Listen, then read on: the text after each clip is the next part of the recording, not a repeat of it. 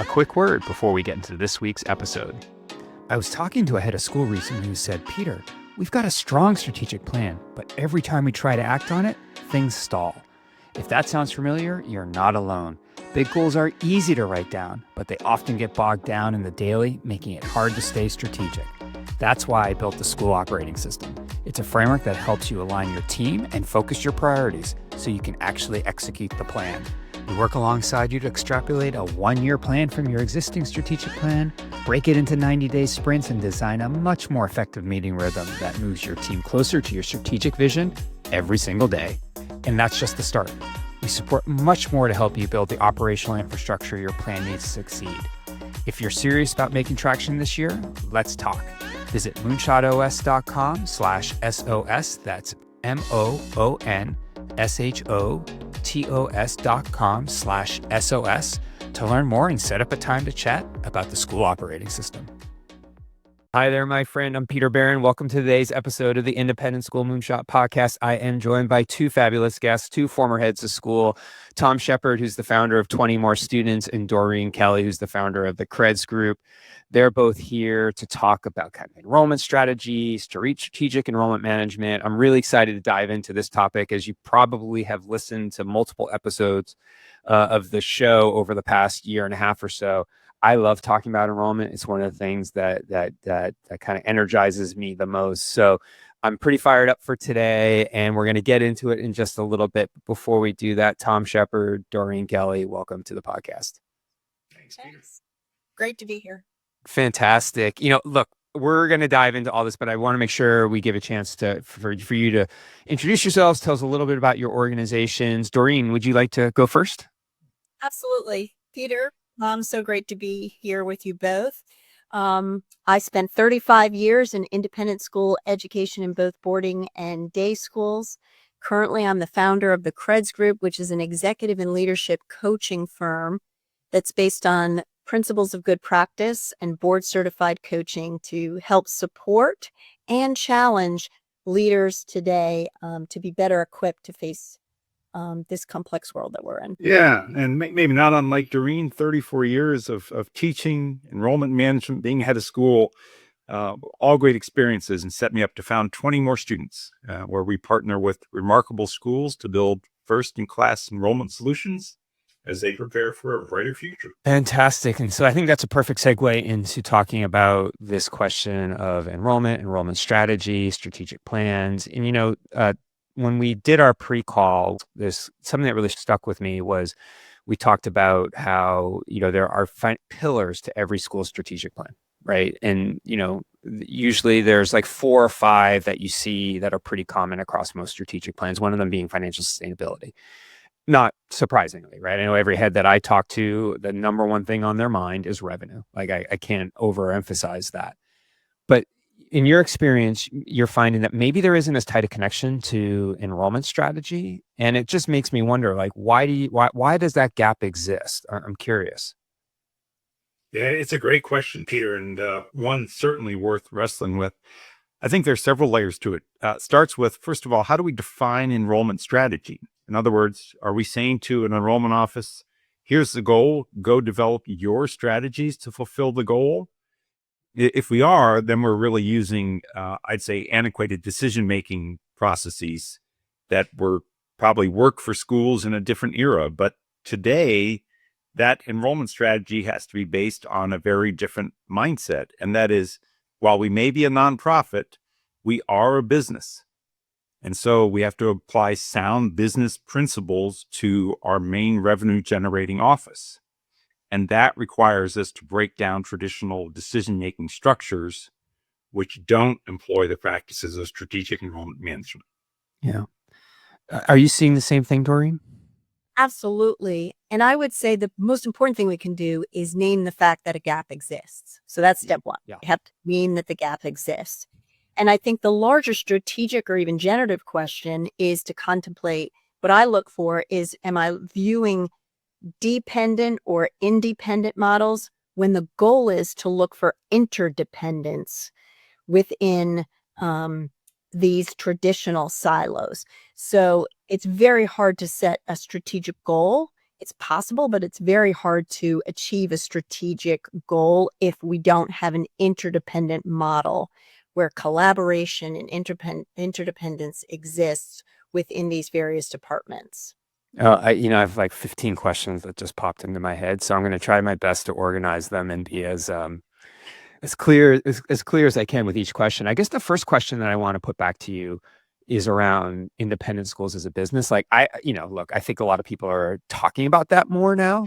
I mean, I put my business competencies out there and people just seem to really appreciate, seeing them kind of broken up across 8 different categories and whatnot, revenue being one of them.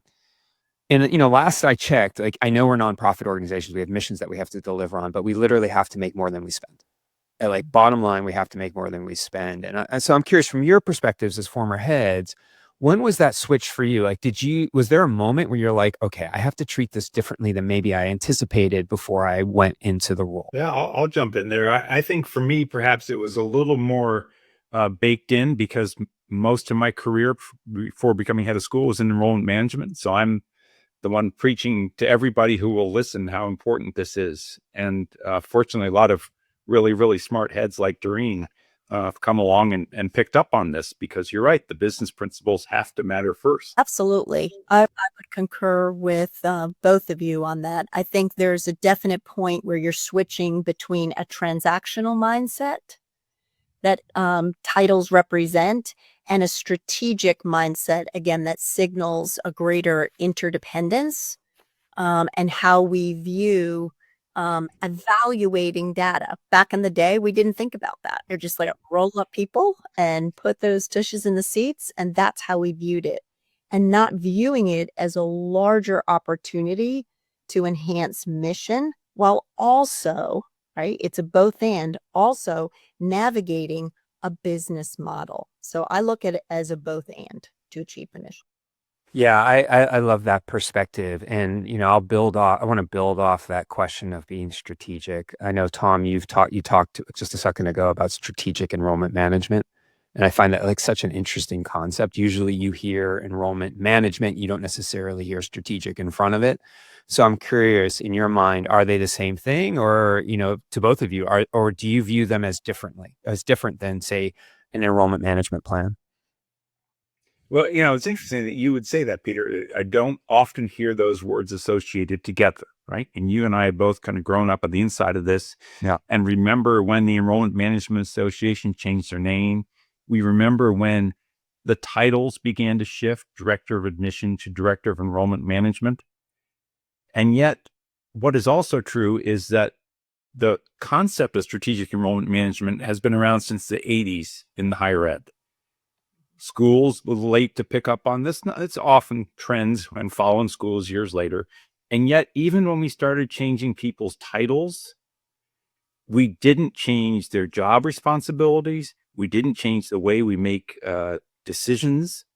And so schools are still operating in an old way of making decisions, as opposed to strategic enrollment management, which brings enrollment revenue to the front of every decision. As frightening as that may sound for an academic institution, it can really be a good thing for everybody. Doreen, how do you perceive strategic enrollment management?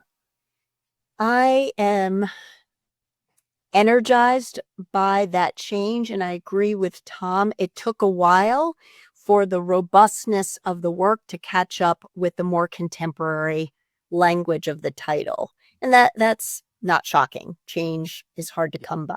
As a dear friend said to mine, there's a very fine line between having a vision and having a hallucination. That's great. So if you don't really broaden the depth of the work in the description and the expectation, I'm speaking from the head of school perspective, my partners in this role, we were deeply interested, and I share their interest in historical data, current trends, and future desires for the institution. And again, if they're left out in a silo in a highly transactional space, it's, in my opinion, a limited mindset versus opening up the intellectual capacity of that leader to bring to the larger team, the board, and the community the importance of the work. to the mission. Well, let's talk about that. I mean, Tom, you said a second ago that, every programmatic decision should be looked through an enrollment lens, right? So I'm curious, how can schools build those structures where, they have that decision-making discipline so that choice is about new courses offered or maybe staffing, or maybe you're going to double down on a particular athletic team as a recruitment lever. Like how can you change those structures so that they are looked at carefully through that enrollment and revenue lens? Oh, yeah. Doreen, you want to take that one on? Sure, I'd be happy to jump in. I would just say there's enormous pressure on heads of school today to do it all and deliver it all. And I've observed there are many, many schools with half or partially funded programs and ideas, and they're putting pressures on operating budget with good intent, but the impact is often fiscally, in some cases, devastating. I mean, in some ways, it's not unlike a federal budget, right? We have big wishes and inabilities around self-discipline. And I'll give you one quick example. As a head of school, there was enormous pressure to go start a Mandarin program. I was all in. I was emotionally connected to global ed and wanting to expand this programming. And so, okay, let's do it with the staffing, the whole thing built on the operating budget. And I look in hindsight correctively at my own leadership and thought, if I had a little bit more self-discipline as a leader and said, yes, and I would love that programming. And I would love to consider ways other community members would be interested in endowing this program so that the pressure would be taken off the operating budget. And my heart of hearts, if I had been willing to wait 18 more months, I think I might have had an endowed program. In the end, I had to cut French in order to let Mandarin live. An equally challenging idea is to let go. So it provides an opportunity for fiscal discipline for leadership to contemplate what's core, what are the priorities. And I do believe that's the responsibility of the head of school to provide contextual leadership around the why we're doing this, what we're doing it, how we're doing it, and provide transparency in ways connected to why we can't do it at this time, and invoke and connect with donors. Tom, what do you think? It's to Doreen's point. I think it all starts with the head. And even if that means I'm a head of school, but I don't have a background in enrollment, then at least start by reading, some really important articles, as one ENA put out a while ago, what every head needs to know about enrollment management. Learn about its concepts, its principles, and talk with your leadership team about this to say, folks, what if we thought differently about how we make decisions, to Doreen's point about what programs to bring on, which to sunset, what teams we should have, what we shouldn't have, what signature programs we might develop. If we started by saying, what would be the impact on our enrollment revenue in this decision? That does not mean that we're making enrollment more important than the educational programs we present. But what we're saying is all of it is intertwined. And when we do that, I bet we find ourselves being better businesses as schools. And now a word from our sponsor. Leading a school today can mean juggling a dozen different systems across offices, finance, fundraising, marketing, enrollment, and academics, all pulling your attention in different directions. At Blackbaud, we believe it shouldn't be that way. That's why we built Blackbaud's Total School Solution. It's a fully connected solution designed for private and independent school leaders who want a clear view of their entire operation. From tuition to transcript to donation, you get one ecosystem, one login, and one source of truth. This isn't about more software. It's about smarter strategy. When your systems work together, you spend less time chasing down data and more time leading. Want to see what Blackbaud's Total School Solution could do for your school? Visit blackbaud.com. That's BLACKBAUD.com to learn more. Yeah, you both make such great points. And, one of the things that I talk about with the members in my community is schools are really great at adding, amazing at adding, not so great at taking away, right? And to be fair, if we flew the plane, maybe we're flying at like 5,000 feet right now looking at the problem. If we flew up to like 25, 30,000 feet and started to see other industries, you're going to see similar things there too, right? But, being disciplined about doing some sort of an exercise to understand, but basically you're auditing your existing programs and what's contributing to mission, what's contributing to revenue, and what's not, and then making decisions about, well, look, maybe this is something that we need to retire. And a really simple way to look at it, and CFOs maybe like cringing right now as I put this out there into the world, but like if you had just take a simple 3-column Excel sheet, put your programs in one column, the next column over, actually 4 columns. The next column over is like how much revenue do these programs generate? Next column after that is how much does it cost? And then the column after that is impact to mission. Scale of 1 to 10, 10 being, hey, we hit it out of the park with mission. What would be interesting about that exercise, and I understand it's really, from an accounting point of view, it's not always easy to say, well, this program generates X amount of revenue and X amount of expense, but like do your best, right? Like do your best. And what you might see is you have a program that generates 0 revenue, has incredibly high expense, but it's off the charts with impact to mission. It's probably something you want to keep. But if you find something that has a low impact to mission, low revenue, and really high expense, circle it and have a conversation. Is that something that we should be leaving behind so that we can make more strategic investments in enrollment to drive, those healthy enrollment numbers that we need, given that it's, for most schools, it's 70% of operating revenue. I just think that's a really healthy perspective to take. But coming back to my questions for you guys is like, as you're coaching heads and talking to heads of school, how do you navigate that tension where you have all these strategic priorities, lots of pressure, the board is asking you for things, the community is asking you for things, maybe there's some pet projects that are starting to emerge, but you're like, how do I not dilute my focus? Like, I guess if I really boiled it down, is how do I avoid, the shiny object syndrome that can plague so many institutions? I would love to take that question because you're going to play with this. So I'm going to like put that pause. Can I go back to what you? Yeah, please. Yeah. This is great. A little bit, I'll get to the question, but as a both and moment around a spreadsheet and knocking this down. I totally agree with you. And ahead's navigating the psychological principles around, we invite a workforce to come in under our independence and say, come and create with us. And ideas are literally birthed throughout the campus. And in some ways, we paid for professional development, curricular development. What schools fundamentally struggle with, to your point, and to build off the metaphor, is some of these ideas go through adolescence, grow up, and need to go to college. That's great. They need to have a life cycle. And as we say to new employees that come in, we cautioned our new employees, you represent a baby snatcher. Like for you to bring in a new idea means someone has to let go of something they've created. And so when you're navigating the tension as a leader, your current workforce is, but you asked me to develop it. I have tended it. I've nurtured it.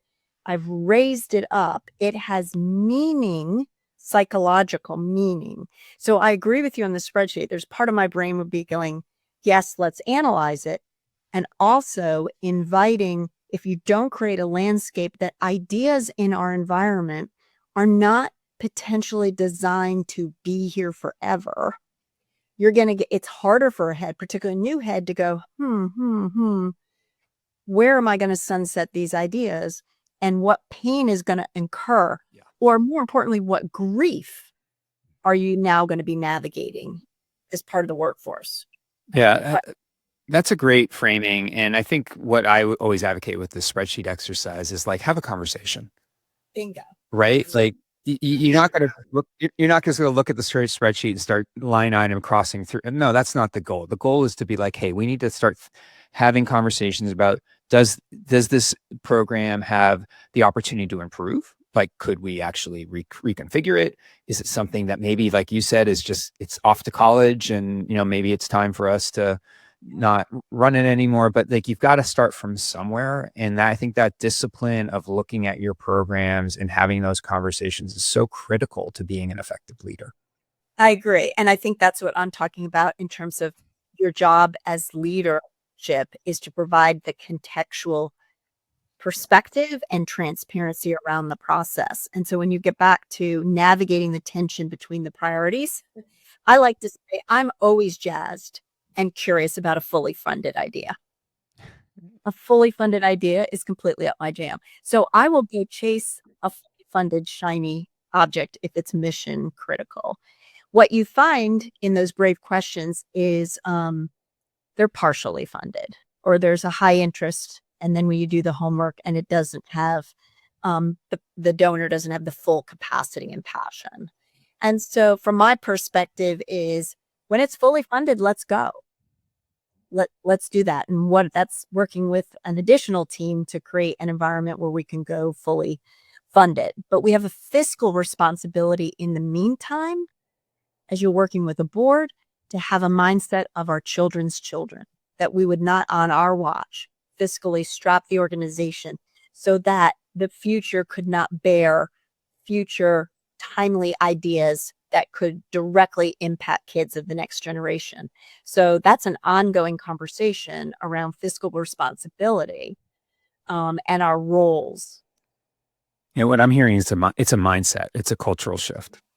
Yeah, and it's a mindset that you can see many, many examples of it in highly disciplined boards and administrative teams that are high functioning and have separated, okay, what is best for the institution from what might be my pet project or what might be my area of interest.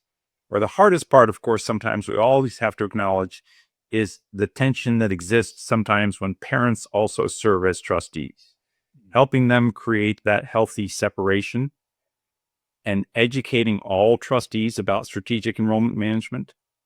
Just that one exercise you described there, Peter, that would be an amazing conversation at the board level, just hypothetically speaking, to say, okay, let's see what we can agree on in terms of what's really important. Yeah. When you look at strategic plans and you see growing enrollment as one of the priorities, when you look at that in your minds, like what are some practical steps that schools can take to ensure that actually, you're actually moving that needle? I think from a head of school perspective, it would be to develop a list of questions and occupy a position of active inquiry, right? To self-differentiate yourself from the emotion of this is the strategic priority and be thinking, because I do think part of our job as a head of school is to sort of cut through the complexity and discover priorities. That's part of our job. Why do we want it to grow? What is connected to the growth? Are we going to have to expand facilities as part of the growth? So I think it's important for a head to sort of switch the mindset and become a little bit of an investigator, or if you're a new head, an archaeologist, to go help me understand, and then spend deep time with the team to think about just the historical data and the trends. Tom and I have been working with current leaders today where boards are dictating, we want this enrollment. And rather than risk potentially losing your job, heads are saying, okay, and they're dutifully going in there to try to execute on that. And there's no data to support that that's actually a viable goal, right? So lastly, I would just say, heads have to look themselves in the mirror and contemplate what their courage looks like if the data does not align with the goal. Doesn't mean we can't set incremental goals and piloting possibilities for that growth. But it's a proceed with caution and making that data-based decisions, in my opinion. So that's so interesting. So imagine, let's build a use case, right? So imagine there was a program everybody's really excited about it. They see it as a potential enrollment, catalyst. And then you start to do the validation, right? You do the research, you look at the data and you're like, I'm just not seeing it. But yet the data is not showing that this is what we thought it was going to be, but yet you still have energy. Like people are still excited about it. As a head of school, how do you manage that? That's a tough one because that's where you're really sitting in the crosshairs and you have to make some tough choices sometimes. My experience has been that often, to Doreen's point, you got to start by answering the why. Why do you want to grow and how? And as importantly, an honest assessment of whether or not your enrollment office has the training, personnel, skills, resources to make this happen.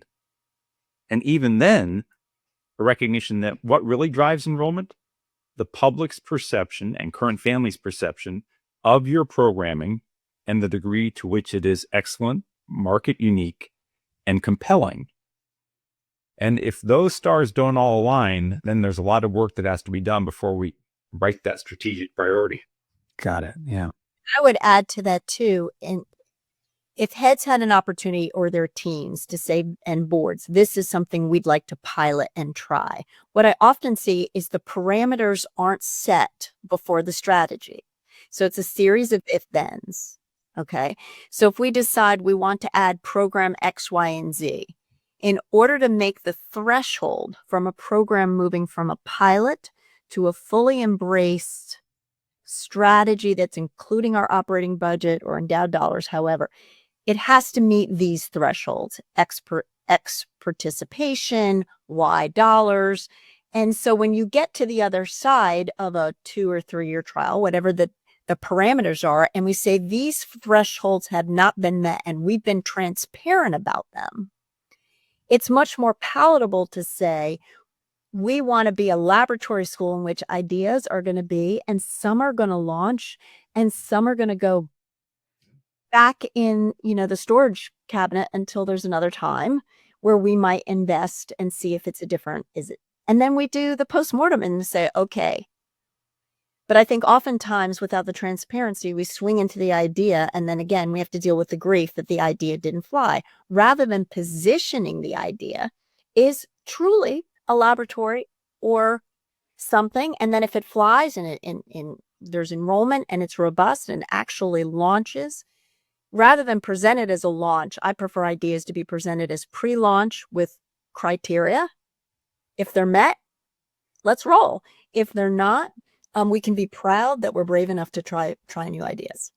I love how you just stated that. That makes so much sense to me, and it keeps bringing me back to this earlier point that both of you made. Is it's like the culture that the head sets. Yeah. Right. Absolutely. Yeah, that's so interesting. The head sets, and I would say in partnership with the board. 100%. If we go back to Dick Chait's work, when we talk about that shared leadership space, Peter, I don't think Dick Chait, I don't know him personally, ever intended for that to be razor thin. And I think in the work with heads today is broadening out that shared incubator space with your board and developing informed advocacy from your board. Yeah. So I think it's more than just a head of school. I think it's the informed advocacy that's developed in managing up and with your board that allows that space of programmatic creativity aligned with your enrollment management strategy. And, when I go into schools, I'm looking for how deeply connected the CFO and my enrollment management officer. I want to know if they're BFFs. And if they're not, I've got questions. That's great. As you two are looking at metrics or leading indicators, when you look at them and then you think about what other heads and boards might want to watch out for, what is the strategy around figuring out what those things are so that you can support your enrollment and tuition sustainability? Yeah, well, as a data loving person myself, this is a great question I like to think about. I'd say first and foremost, before we even get to that, we need to all agree, especially at the board, head of school administrator level, to take a long-term 5 to 7 year view. And in today's instant rewards world, that's an awful lot to ask. But then even as we look out 5 to 7 years, are we able to say to ourselves, yes, we have the data in place to measure whatever it is we're trying to measure? My experience has been that more often than not, schools' historical enrollment data is in pretty rough shape. And so, the case for perfectly pure and clean data can be made all day long, but at the very least, we've got to get that into a point where it's usable. And then, we need to think about what are the goals before we know what indicators we're going to look at. Only then we can say, okay, these are the indicators and this is how we're going to move forward. There's a lot of foundational work that has to take place. Tom, just a real practical question. When you're looking at past data, how many years back do you really need to go in your mind? My mindset is on, and is what I both practice and what I now preach is like, let's do the very best we can. If our back data, even 1, 2, 3 years ago, is so incomplete, okay, well, let's start with filling out 1 year. And let's build on that. And before you know it, you have 5 years worth of really good data. Yeah. And then you're in a position when you can start beginning to make some decisions. I like to look at 10-year longitudinal trends, but that's asking a lot. Okay. So 5, let's get to 5, but if you can get to 10, all the better. Let's get there, right? Yeah. Great. It's hard. Yeah, no, of course. I mean, maybe you're changing enrollment systems in that 10-year span. You have different people coming in, what are your data policies as you're entering data, like all that kind of stuff, right? I totally get it. Hey, as we begin to wrap up, I've got a question. And so I love to be action oriented. This whole podcast has been action oriented. So thank you both. This has been fantastic. But imagine this. Imagine a head of school called both of you and said, I'm looking at my next strategic plan. I'm also looking at my reality of today. This has to be enrollment driven. What's the very first thing that you would have them do? For me, as a head of school, I want my team in a room with me, my CFO, my enrollment management leader, and other key personnel to begin to think about, I'm a trends girl, I'm a data girl. I want to understand that historical data. I also want to follow the principles of good practice. And then practically speaking, and I did this probably for a good chunk of my career, we're going to establish 3 budget scenarios, right? We're going to operate so our board is not worried about the flex.